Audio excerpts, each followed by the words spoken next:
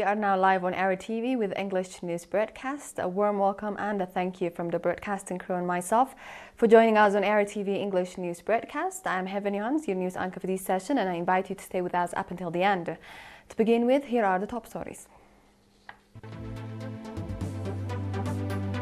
Student summer work program in Gold Subzone is being carried out successfully. Basic maintenance carried out at Mbeto Elementary School. In our international, South Korea and the United States are to conduct major joint military drills. And China evacuates 1 million people from homes as massive storm arrives. Welcome again. In today's domestic news, commendable water and soil conservation activities are being carried out in Gold Subzone through the students' summer work program. Engineer Berhanet Agay, an agricultural expert in Gold Subzone, said that the 800 students participating in the program have so far renovated about 8,000 meters of terraces, constructed 10 hectares of terraces, prepared over 2,000 holes for planting tree seedlings, and cultivated a number of trees. Noting that the summer work program has made a significant contribution to building their capacity and nurturing a strong work ethics, the students expressed their readiness to rehabilitate land damaged by erosion. In a related news, a seminar focusing on enhancing awareness and participation in the nation-building process was conducted for members of the students' summer work program in Barantu subzone. At the seminar, briefings were provided on the role of youth in combating climate change, the significance of water and soil conservation in boosting agricultural production, and the importance of strengthening women's participation in education and development programs.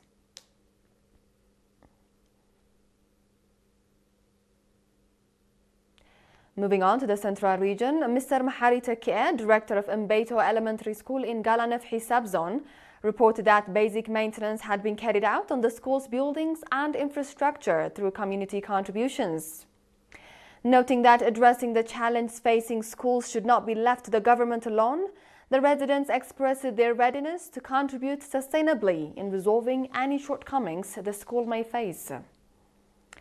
Commending the initiative taken by the residents of Mbeto, Mr. Mahari Johannes, administrator of Galanefhi subzone, and Mr. Daniel Salamun, head of the education office in the subzone, called on other villages to undertake similar initiatives.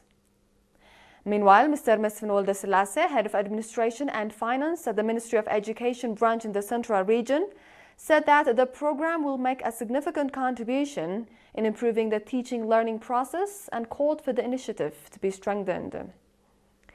At the event, certificates of recognition were presented to those who contributed to the renovation process.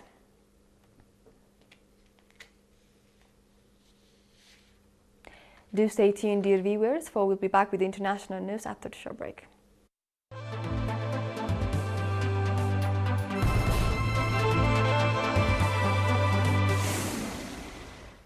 Welcome back.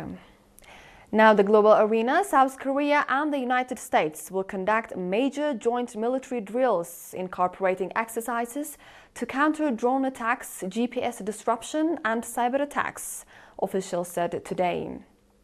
The annual exercise, scheduled to take place from 17 to 27 August, will test operations and support South Korean government's emergency readiness drills, the allies said in a joint statement. Colonel Ryan Donald, Director of Public Affairs for the Combined Forces Command, United Nations Command, and U.S. Forces Korea, said the exercise reflected the changing character of war, including the growing use of unmanned systems, electronic warfare, and cyber operations. About 18,000 South Korean troops will take part, a scale similar to previous years, said Colonel Jang Du-yong of South Korea's Joint Chiefs of Staff. North Korea routinely denounces the exercise as a provocation that heightens tensions, although the allies say the drills are defensive in nature. The United States has over 20,000 troops permanently placed in South Korea. Meanwhile, Chinese authorities have evacuated more than 1 million people from their homes in eastern China, including the financial capital Shanghai, as Typhoon Dolphin made landfall. The typhoon brought heavy rain and halted transportation across the region. Nearly 1,000 flights were cancelled in Shanghai alone today. While authorities have downgraded Dolphin to a tropical storm, they continue to warn of torrential rains, severe flooding, and the risk of landslides through to Wednesday as the storm moves north. Chinese authorities had earlier issued their highest-level red alert for Dolphin, which is the strongest storm to hit China this year. The storm packed maximum wind speeds of 150 kilometers per hour when it first slammed into Yuhuan in the Zhejiang province on Sunday, before making a second landfall in the city of Wonju about an hour later, meteorological authorities reported. Meanwhile, at least 12 people were killed after tropical cyclones Luis and Miami and the enhanced southwest monsoon hit the northern Philippines, authorities said today. The Office of Civil Defense said they are also verifying reports of 11 injured and 8 missing people. Nearly 1.31 million individuals have been affected across 10 regions due to the weather disturbances. This is according to the office. With this, we conclude our domestic and international report for this session, dear viewers. And now the top stories once more. Student summer work program in Kolut subzone is being carried out successfully. Basic maintenance carried out at Mbeto Elementary School. South Korea and the US are to conduct major joint military drills. And China evacuates 1 million people from homes as massive storm arrives. This was The World on Monday with ERi-TV English news broadcast. Dear viewers, from all of us here, thank you for watching. Join us again on our tomorrow's broadcast. Until then, a good night from us, Mara.